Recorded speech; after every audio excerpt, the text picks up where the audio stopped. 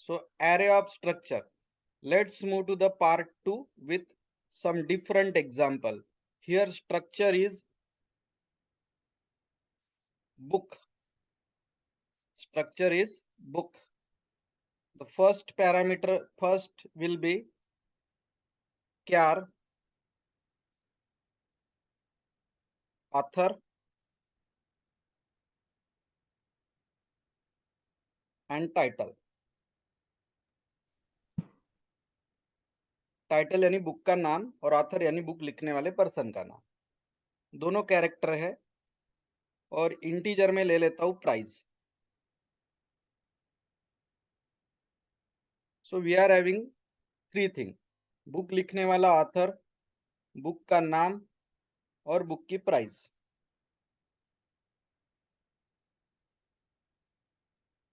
Okay, और ऐसे हम 5 बुक लेंगे, बी स्क्वायर ब्रैकेट में 5 square bracket. This is called array of structure. ये एरे का नाम है, ये 5 इसकी साइज है। This is array of structure. अभी हम लेते हैं वॉइड मेन। लूप के लिए जो वेरिएबल है उस वेरिएबल का नाम है आई। लूप के लिए जो वेरिएबल है उस वेरिएबल का नाम हमने लिया है आई। तो 5 के केस में ये आई कहां से कहा जाना चाहिए? 0 to 4. 0 to 4। Enter 5 book details 0 to 4। String के लिए परसेंटेजेस, इंटीजर के लिए परसेंटेज डी। स्ट्रिंग के वक्त एड्रेस की जरूरत नहीं है, इंटीजर के वक्त है। बुक है तो बी बी। सबसे पहले ऑथर,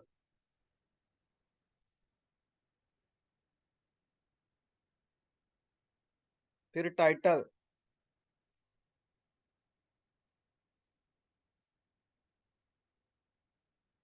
फिर बुक की प्राइस।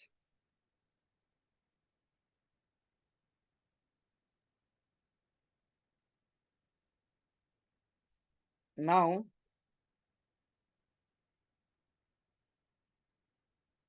5 बुक डिटेल्स को प्रिंट कर देंगे, या 5 वर्ड यूज करने की जरूरत नहीं, we will say book details.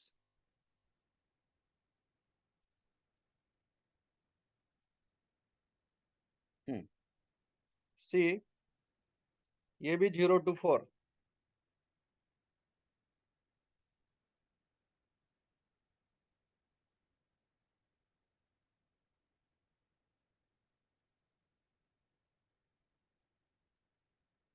Printf में कौन सा साइन चाहिए नहीं?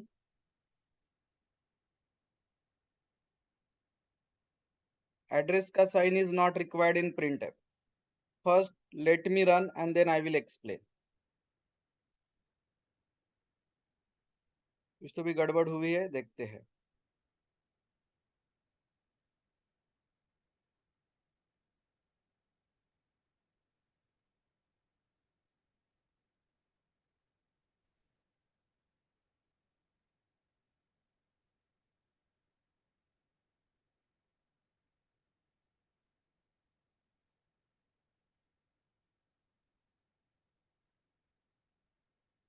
ठीक है, कोई प्रॉब्लम नहीं है। एंटर बुक डिटेल, पहले बुक का ऑथर, ऑथर का नाम ले लेता हूँ एबीसी। बुक का नाम ले लेता हूँ जावा और प्राइस ले लेता हूँ 500 रुपीज। दूसरे बुक का ऑथर ले लेता हूँ PQR। बुक का नाम ले लेता हूँ C++। प्राइस लेता हूँ 300 रुपए। LMN, बुक का नाम ले लेता हूँ DBMS। प्राइस ले लेता हूँ 700। Next author is XYZ। Book का नाम ले लेता हूँ CLang। Price is 400। पांचवा और आखिरी बुक,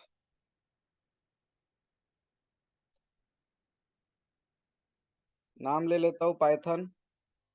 प्राइस लेता हूँ 800 रुपीज। हो गया प्रिंट। ये इनपुट था और ये नीचे का आउटपुट है। ये 0 नंबर 1 2 3 4 ये था इनपुट। आउटपुट ये है आउटपुट। चलिए एक्सप्लेन कर रहा हूं।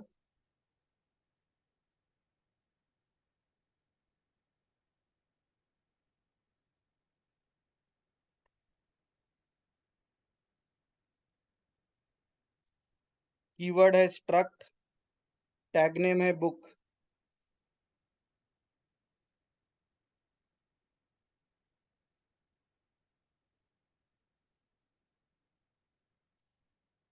सो keyword is struct, tag name is book. हमारे पास है बुक का ऑथर और हमारे पास है बुक की टाइटल और प्राइस। ऑथर और टाइटल स्ट्रिंग है, प्राइस इंटीजर है। हियर B5 यानी हमारे पास ऐसे 5 बुक्स है। तो ये लूप के लिए वेरिएबल है आई। 5 के हिसाब से जाने वाला है 0 to 4 0 to 4। इनपुट लेना है तो स्कैनफ, आउटपुट करना है तो प्रिंटफ। स्ट्रिंग के लिए परसेंटेज एस, स्ट्रिंग के लिए परसेंटेज एस, इंटीजर के लिए परसेंटेज डी। अब ये स्क्वायर ब्रैकेट में आई लिखना कंपलसरी है, क्योंकि आपको पता है एरे के इंडेक्स हमेशा स्क्वायर ब्रैकेट में आते हैं। स्टार्टिंग में आई की वैल्यू क्या रहने वाली है? 0। तो हम 0 नंबर का ऑथर, टाइटल और प्राइस इनपुट लेंगे, फिर वो वैल्यू 1 से बढ़ेगी। अब 0 के जगह ये आई प्लस प्लस के कारण वो 1 हो जाएगी सभी जगह। तो 1 के लिए इनपुट, फिर से बढ़ेगी 2 के लिए इनपुट, फिर से बढ़ेगी 3 के लिए इनपुट, फिर से बढ़ेगी 4 के लिए इनपुट। ये हो गया इनपुट का लॉजिक। एड्रेस का साइन चाहिए। आउटपुट के लॉजिक में अब स्कैनफ के जगह प्रिंटफ डाल दो, बाकी सब सेम। और एड्रेस का साइन प्रिंटफ में नहीं चाहिए। जब 0 रहेगा तो 0 नंबर का बुक प्रिंट होगा, 1 रहेगा तो 1, 2 रहेगा तो 2, 3 रहेगा तो 3 और 4 रहेगा तो 4। ये सब वैल्यूज आई के थ्रू कंट्रोल हो रहे, उसको इंडेक्स बोला जाएगा। So do you understood this? Yes और नो? समझा है तो यस बोलिए, नहीं समझा है तो ऑनेस्टली नो बोलिए, कोई प्रॉब्लम नहीं है हमें। We have taken huge number of example to make things clear for you. So do you understood or not?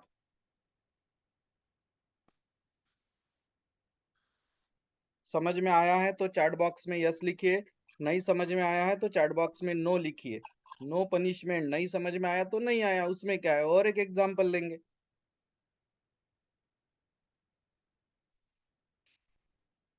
Mangesh को नहीं सर समझ और में आया है, एग्जाम्पल। ठीक है।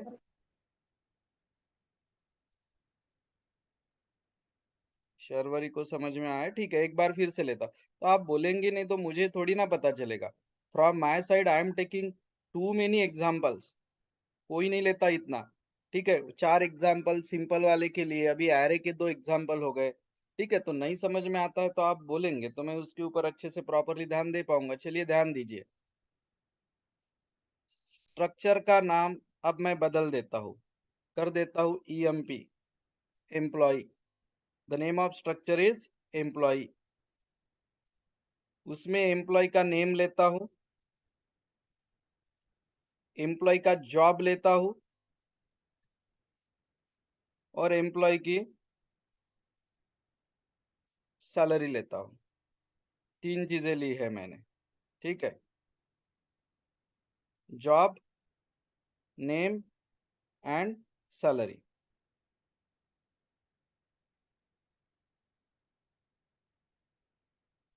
ठीक है। एम्प्लॉय का नेम है, एम्प्लॉय का जॉब है, एम्प्लॉय की सैलरी है।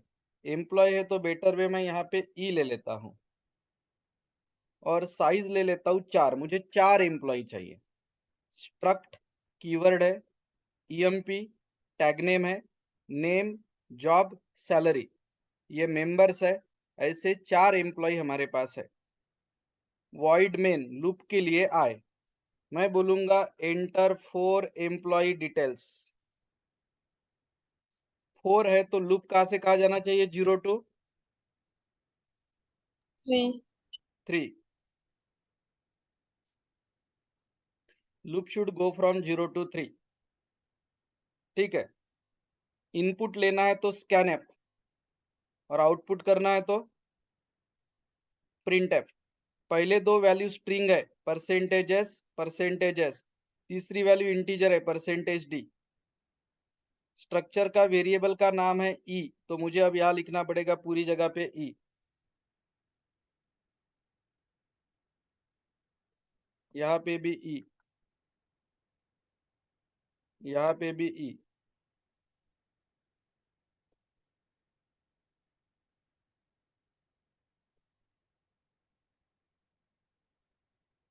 ई, ठीक है। अब देखिए, ऑथर और टाइटल्स नहीं, ऑथर नहीं, हमें चाहिए था एम्प्लॉय का नाम और एम्प्लॉय का जॉब। ये स्ट्रिंग है तो कौन सा साइन नहीं चाहिए? स्ट्रिंग में कौन सा साइन नहीं चाहिए? बार बार पूछता हूं मैं ये क्वेश्चन। यस, और इंटीजर में चाहिए।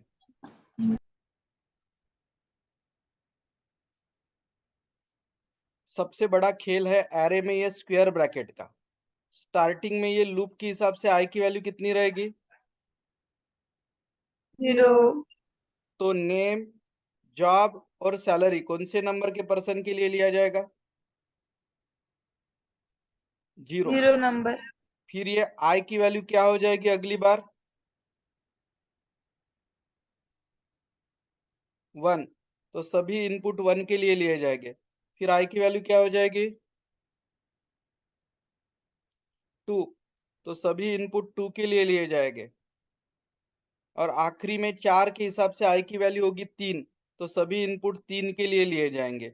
सो काय की वैल्यू चेंज हो रही, किसके वैल्यू के बेसिस पे एम्प्लॉय बढ़ रहे हैं?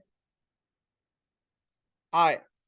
ये आई 0 0 0 रहेगा तो पहला एम्प्लॉय, ये आई 1 1 1 रहेगा तो दूसरा एम्प्लॉय, 2 2 2 रहेगा तो तीसरा एम्प्लॉय, 3 3 3 रहेगा तो चौथा एम्प्लॉय। ये लूप से कंट्रोल हो रहा। और 0 to 3 क्यों जा रहा? क्योंकि हमारे पास 4 एम्प्लॉय है। सिमिलर प्रिंटएफ में आउटपुट हो जाएगा। सिर्फ स्कैनएफ में एड्रेस का साइन था, प्रिंटएफ में नहीं है। स्कैनएफ में स्कैनएफ है, प्रिंटएफ में प्रिंटएफ है। स्कैनएफ में ऐसा बैकस्लैशन वगैरह नहीं रहता जो प्रिंटएफ में रहता है। अभी मैं रन करूंगा तो 4 एम्प्लॉय के डिटेल्स प्रिंट हो जाएंगे। ये सेल चाहिए था।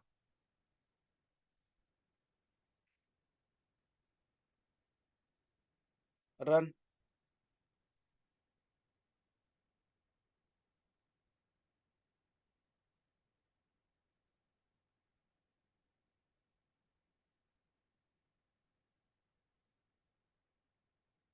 पहले एम्प्लॉय का नाम लेता हूँ ए बी, जॉब लेता हूँ मैनेजर, सैलरी लेता हूँ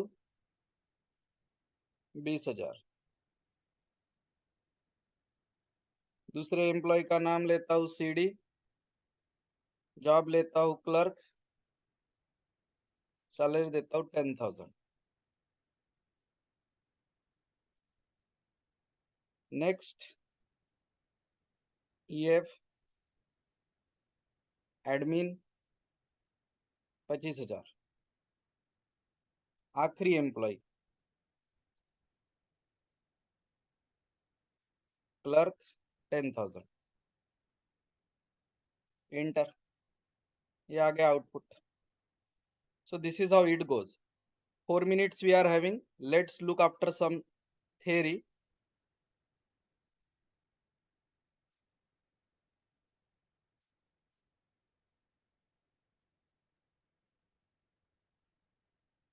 So introduction to structure. Definition. Structure single element होता है कि कलेक्शन ऑफ एलिमेंट होता है?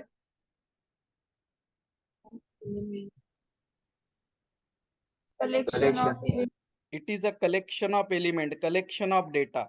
और वो डेटा कैसे डेटा टाइप का हो सकता है? डिफरेंट या सेम? डिफरेंट डेटा टाइप भी अलाउड है, सेम डेटा टाइप भी अलाउड है। स्ट्रक्चर पहले से बनता है कि हम बनाते हैं? हम बनाते हैं। Yes, that's why it is called user defined data type. पहले से बन के होता तो हम बोलते थे built in data type. Structure के अंदर ये जो रहते हैं रोल नंबर, नेम, परसेंटेज, इनको क्या बोला जाता है? मेंबर्स। मेंबर्स।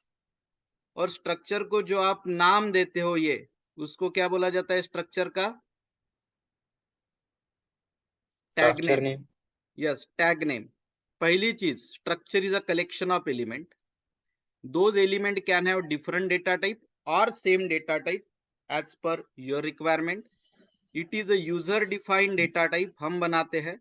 स्ट्रक्चर के अंदर जो ये आपको दिखते हैं ये मेंबर है, और ये जो नाम होता है this is called as a structure tag name.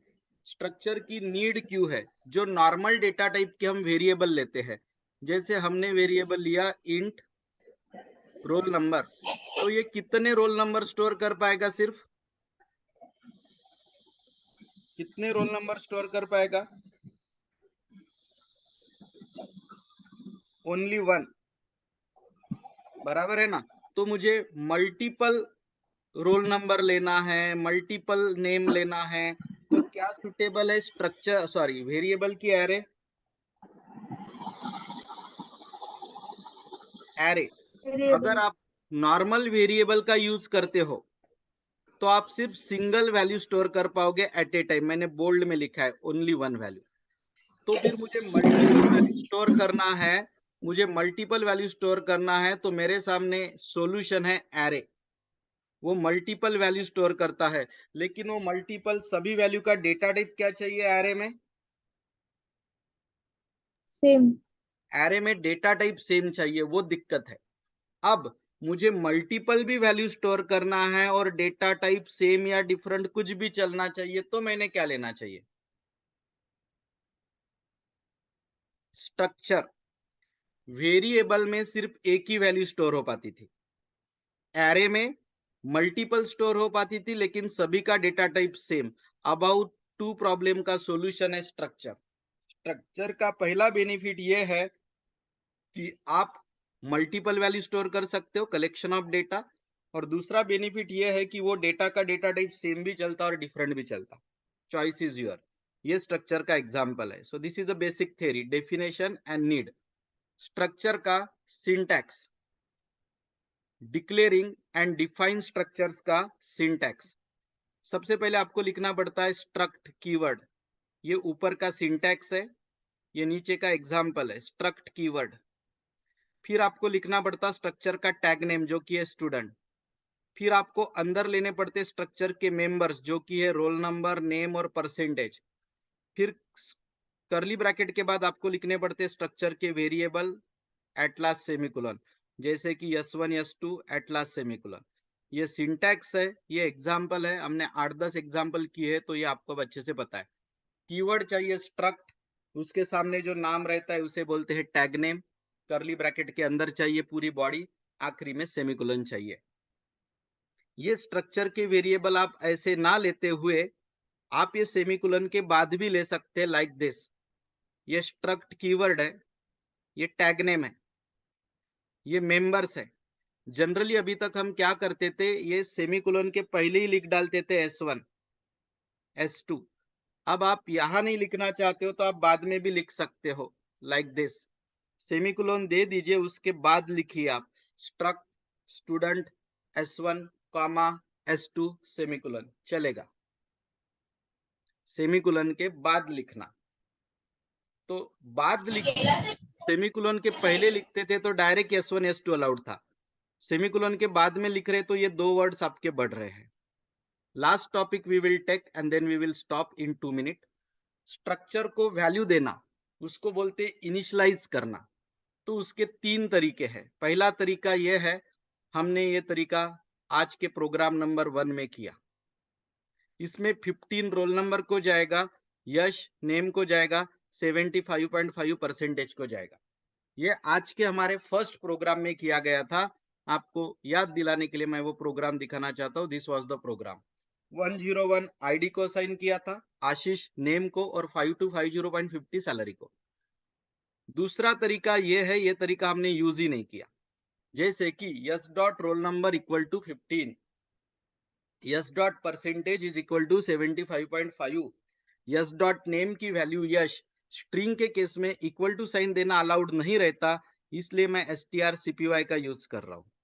ये दोनों तरीके को बोला जाता है compile time initialization, compile time initialization, जिसमें वैल्यू पहले से ही दिए जाते हैं। तीसरा तरीका जो हमने यूज किया वो था स्कैनएप, इंटीजर के लिए d, स्ट्रिंग के लिए s, फ्लोट के लिए f। ये स्कैनएप वाले तरीके को बोला जाता है रन टाइम इनिशियलाइजेशन। और स्ट्रक्चर का कोई भी मेंबर अगर आपको एक्सेस करना है तो वेरिएबल और डॉट लिखना ही पड़ेगा, s dot roll number, s dot name, s dot percentage.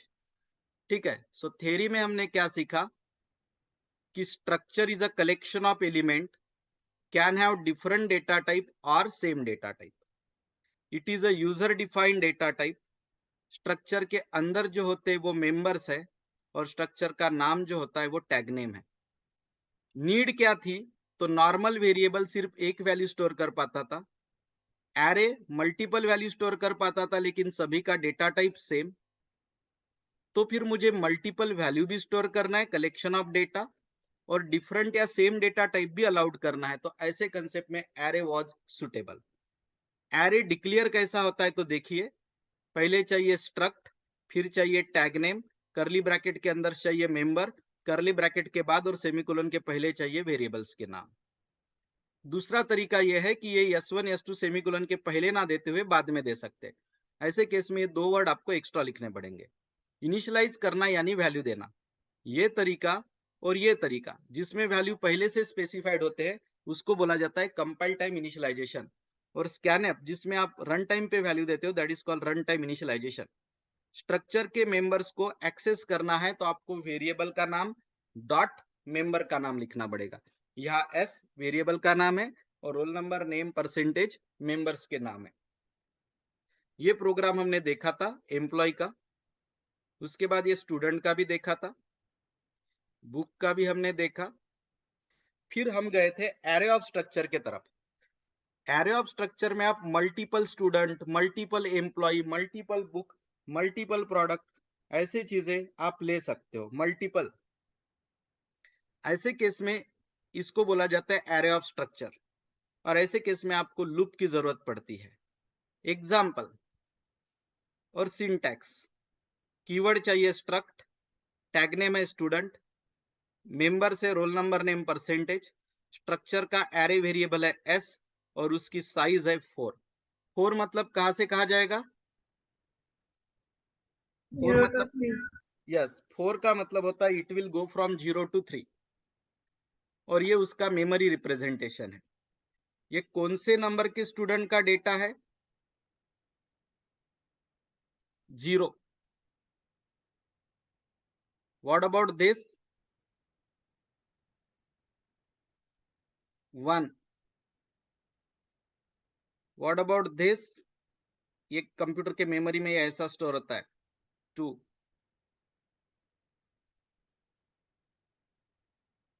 And 3। 4 की साइज ऐसे होती है 0 1 2 3। ठीक है, अगर सेमीकोलन के पहले लिखते हो तो यस ऑफ 4, सेमीकोलन के बाद में लिखते हो तो ये दो वर्ड फिर से लिखने पड़ेंगे। ये होता है एरे ऑफ स्ट्रक्चर। 0 के लिए अलग मेमोरी अलोकेट हो रही है, 1 के लिए अलग, 2 के लिए अलग, 3 के लिए अलग। एरे ऑफ स्ट्रक्चर में हमने स्टूडेंट का देखा, 3 स्टूडेंट, बाद में हमने बुक का देखा, बुक के बाद हमने एम्प्लॉय का भी देखा। ठीक है, so likewise we have seen. Okay, so here our part 2 is ended. Okay, we will stop here.